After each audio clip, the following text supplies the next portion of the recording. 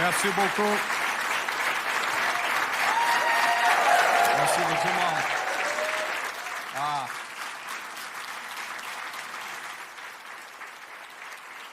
OK. Alors, il faut commencer. Merci beaucoup. Merci tout le monde. Thank you. Thank you. Thank you all. Thank you all. Thank you, James. Thank you, Elder Morin. Hi. Yeah, she reminds me, she thinks my RAM memory is better than that. I can take it from there to here. I'm going to come back because we have a relationship that goes back a bit. It's great to be in Edmonton. I'll come back to that in a second. But I'm going to get right down to business. I know this room didn't take the summer off, so it's not really back to school, but September always has that feel. And let's face it, we are in a crisis. We are in a crisis. The global trading system has been upended. Supply chains have been destroyed. McDavid is unsigned. This is not a transition. This is a rupture. As in times like these, you have to draw back in. Remember what you have. Draisaitl, Hyman, Nugent Hopkins. We got to draw on those strengths. We got to draw on those values. And Connor, if there's anything that we can do in the upcoming budget. We're spending less, we're going to invest more, so we can bring that cup back to Canada. Very important. Look, this is the 9th time I've been in Alberta, 9th time I've been in Alberta this year. And back in January, I launched my leadership campaign at the rink where I learned to play hockey, a rink named after Canada's 7th Prime Minister, Sir Wilfrid Laurier. And Elder Irene was there to start the campaign off in a good way. And so she's starting our fall session off in the right way. Thank you again, Irene, for your best wishes.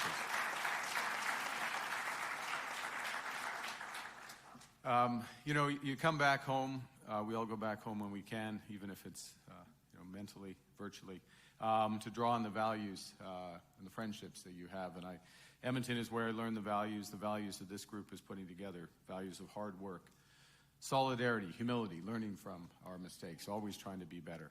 And as I said, I launched my leadership campaign back in January. And it was a time when the crisis was not as obvious. We thought McDavid was going to be re-signed quickly. We would already have the cup by now. But the crisis facing our country, in all seriousness, was just coming into perspective, you think back at the start of January.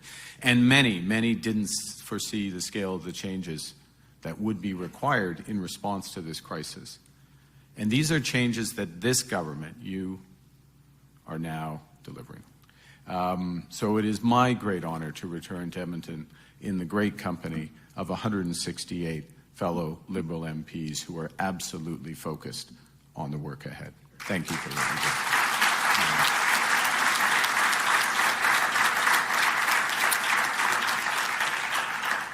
And that work ahead is to protect our communities, to build big, and to empower Canadians. Empower Canadians with safer neighborhoods, stronger borders, better jobs, and brighter futures.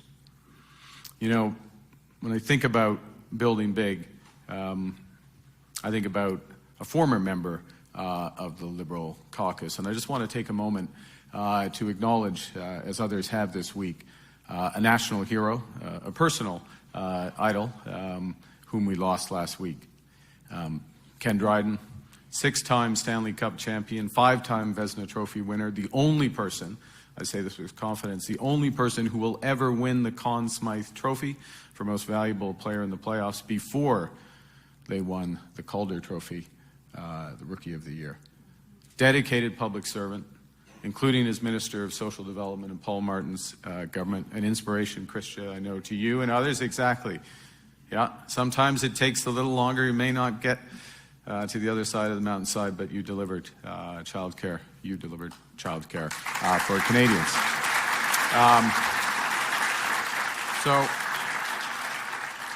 Few Canadians have given more or stood taller for our country, and he has a life that held many lessons for all of us. I remember as a kid when Ken took a year out at the peak of his playing career to go back to his studies, to go articling. Give you a sense of a bit of balance in the life. I mean, if you can call being a lawyer balance, but hey, diversity you can. I know a lot of this room can call that balance. But he also included this observation, I remember hearing it before, that politics is like hockey. It doesn't build character, it reveals it. Okay. And the character of our government will be revealed by our focus and our delivery. Our focus and our delivery.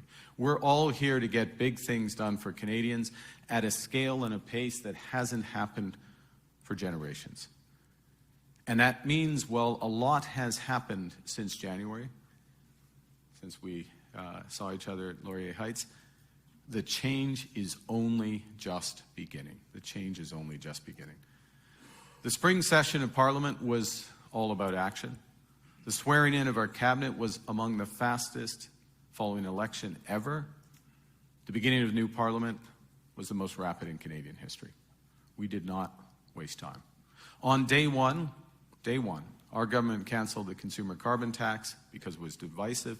We brought down the price of gas for all Canadians. We cut taxes to reduce the cost of housing for first-time home buyers, immediately making the goal of home ownership a reality for more Canadians, especially young Canadians just starting out. Yeah.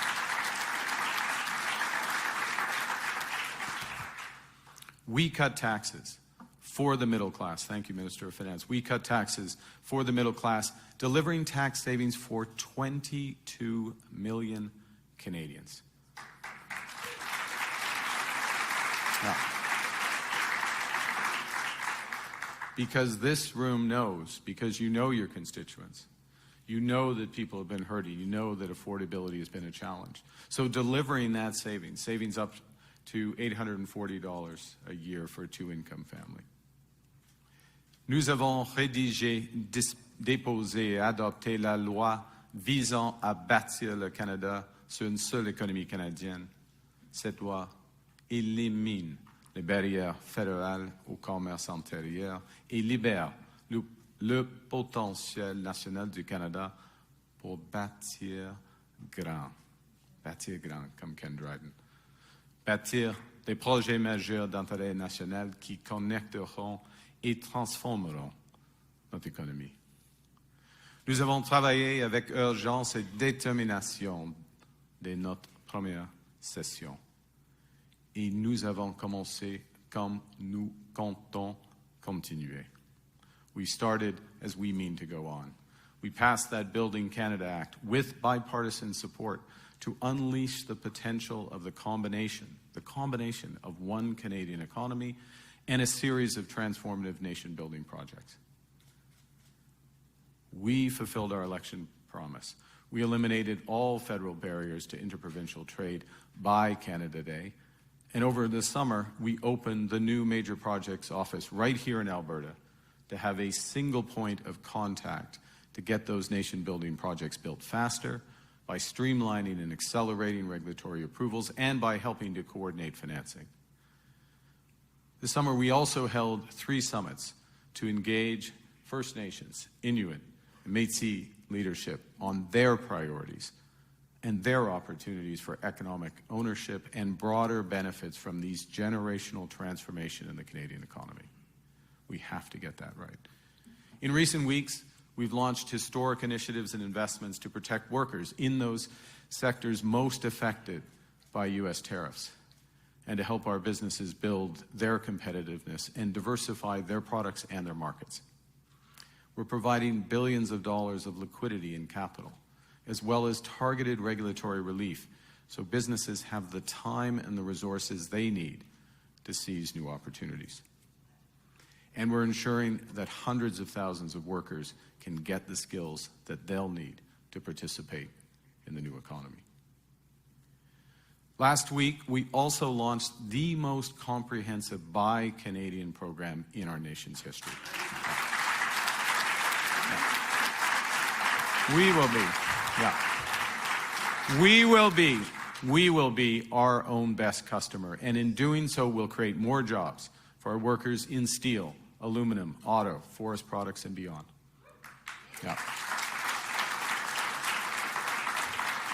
And when we combine this approach with our new defense and industrial strategies, we will help create entirely new Canadian industries, not just with tens of thousands of jobs, but hundreds of thousands of high-paying careers. Yeah. So, from day one, if I bring those together, we've relentlessly focused on our core mission, which is to empower Canadians by building Canada's economic strength. Now, we have to be clear, we have to continue to be clear with Canadians that this won't always be easy. What's happening, as I said earlier, in the global economy, partly in jest, but this is serious now, what's happening in the global economy is not a transition, it's a rupture. It is a major change in a fast period of time. The U.S. is fundamentally transforming all of its trading relationships, not just with Canada. The effect is profound. It's displacing workers. It's disrupting supply chains. It's causing immense uncertainty that's curbing investment and increasing unemployment. We're over the shock, but we should never forget the lessons. We have to look out for ourselves, and we have to take care of each other.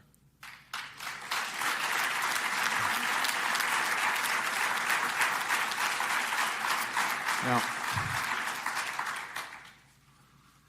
as I say, the impact of those tariffs, that economic uncertainty is slowing that business investment, it's increasing unemployment. Our response to this can't be slogans. It can't. And our horizon can't be short-term. We have to transform our economy from one that's reliant on a single trading partner, too reliant on that single trading partner, to one that's more resilient. One that's built for Canadian workers and their families on the strong foundation of Canadian industries and supported by new, diverse trading partners. That's how we're going to create greater certainty, greater security, greater prosperity for all Canadians. They are how we'll get those opportunities that help Canadians to get ahead. We're going to empower Canadians because nous sommes maîtres chez nous. Absolument.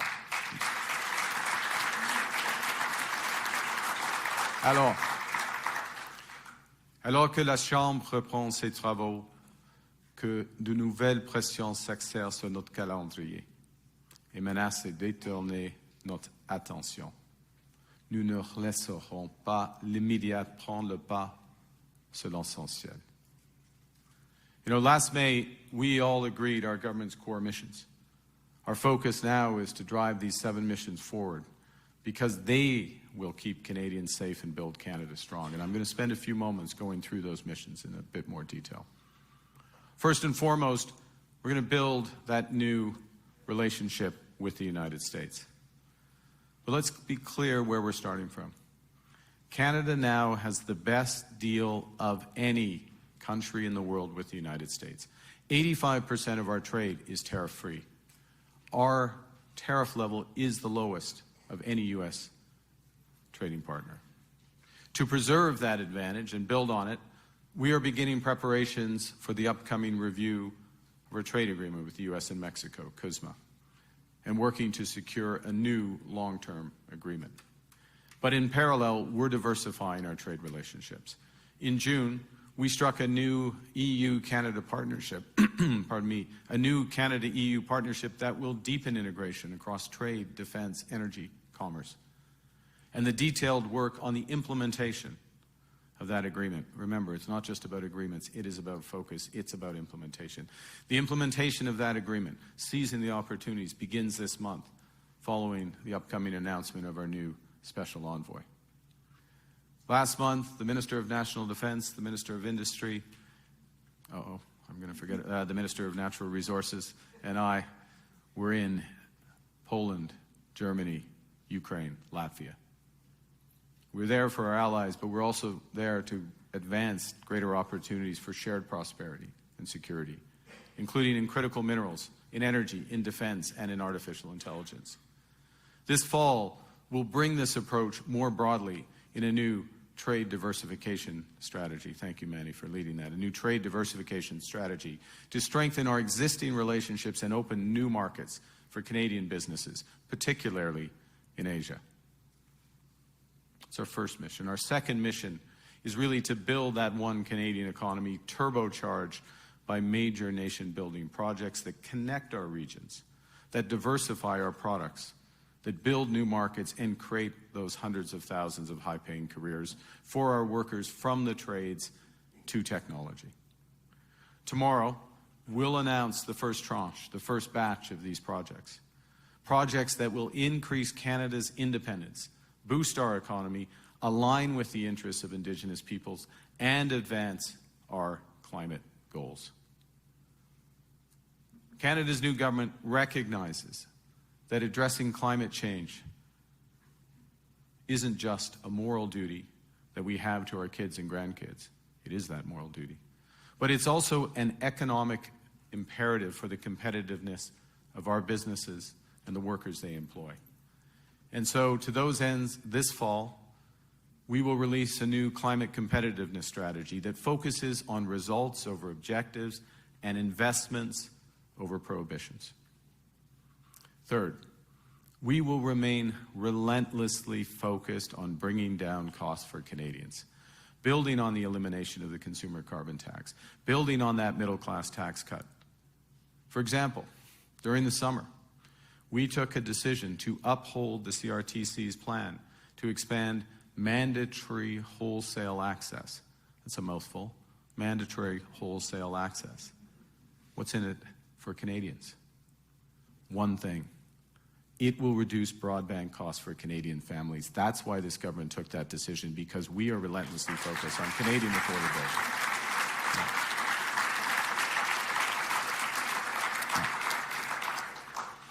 Led by the Minister of Finance, Minister of Industry, we will keep finding ways to increase competition for the hard-earned dollars of Canadians in telecom, in banking, in retail, across our economy. You know, it's crucial to recognize as well that when we take tough decisions in our upcoming budget, our focus on reducing wasteful spending, duplication, we're doing that so we can protect the social programs that make life more affordable for Canadians, including childcare, health care, dental care, pharmacare. We have to make these decisions.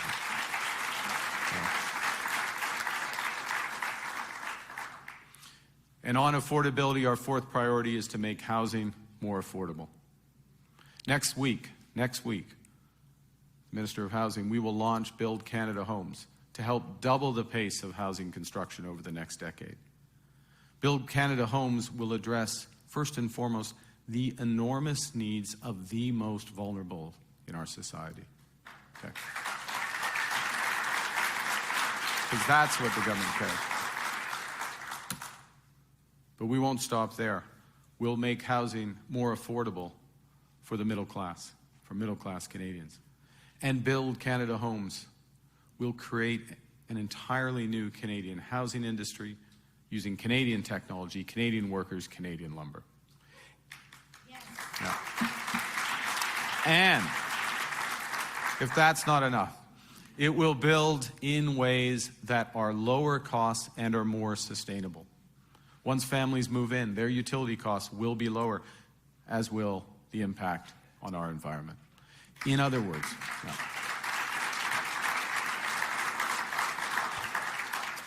we won't just build houses. We will build housing that's compassionate, that's competitive, that's climate friendly, and above all, that's Canadian. Yeah. Our fifth priority is to protect our sovereignty and our security. And over the summer, we advanced our plans to rearm, rebuild, and reinvest in the Canadian Armed Forces, including giving the women and men of the armed forces the largest pay raise in a generation.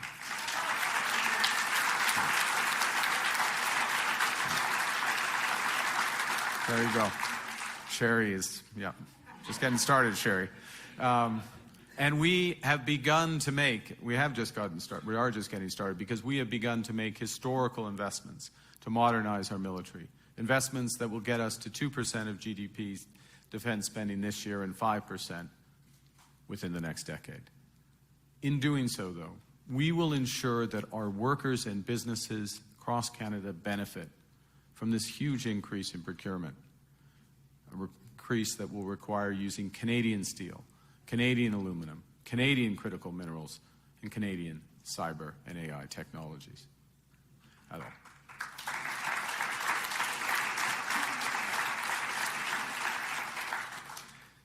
Cet automne, nous lancerons la nouvelle stratégie industrielle de défense du Canada.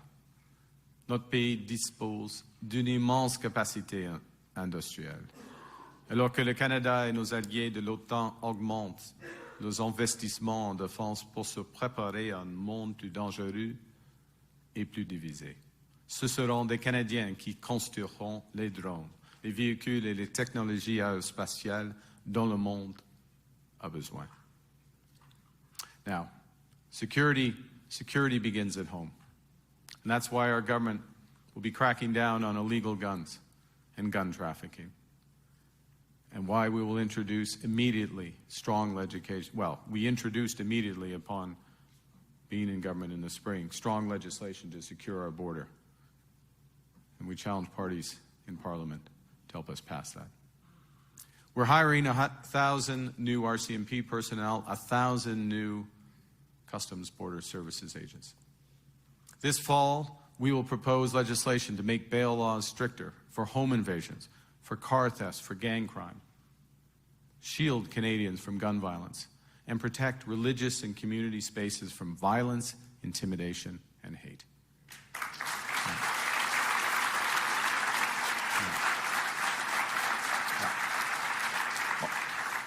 All Canadians must be able to get up, go to work, go to their church, temple, mosque, community center, and then come home and sleep soundly at night. And when our laws repeatedly fail to protect those basic rights, we need new laws. This fall, we will deliver those.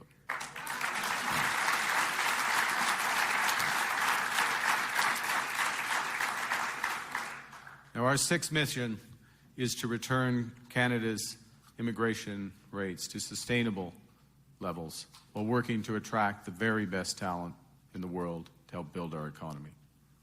And that includes bringing the total number of temporary workers and international students to less than 5% of Canada's population by the end of 2027, down from its peak of 7.25% last year.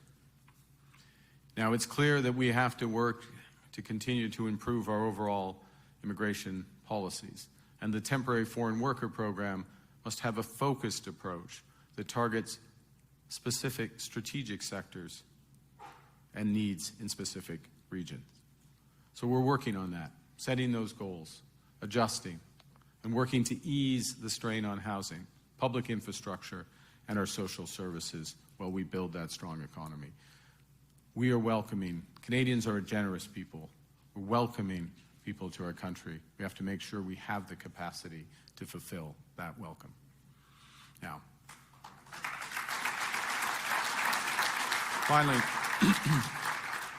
finally and critically, our government will spend less so that Canadians can invest more. In the election, we made a clear commitment to Canadians to bring a new fiscal discipline to the federal budget. These are tough times. We have to make tough choices for a better future. And the President of the Treasury Board is already showing how it can be done. He's just released the findings of our 60-day red tape review, identifying nearly 500 initiatives to streamline services, to cut duplication, reduce costs for Canadians and Canadian business.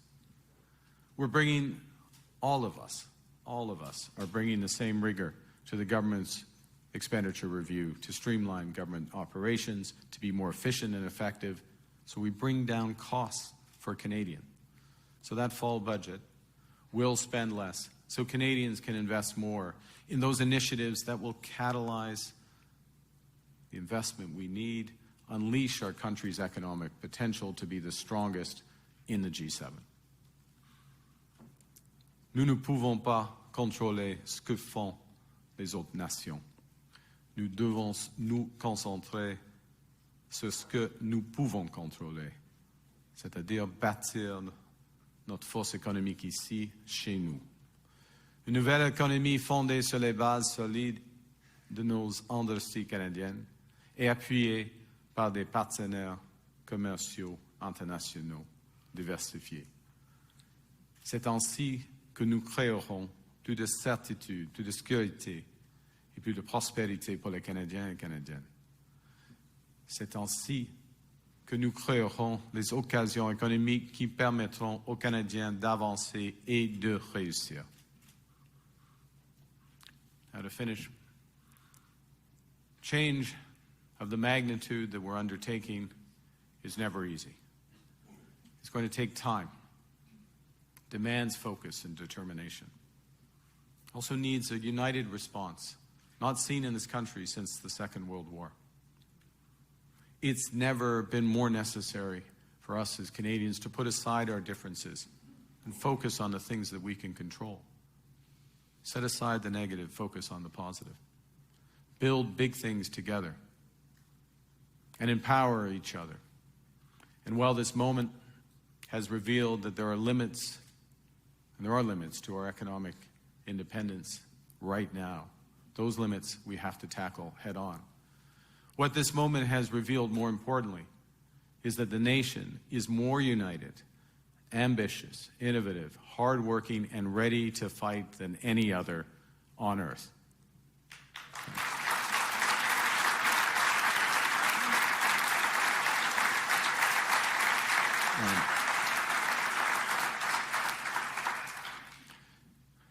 The game revealed the strength of Ken Dryden's character.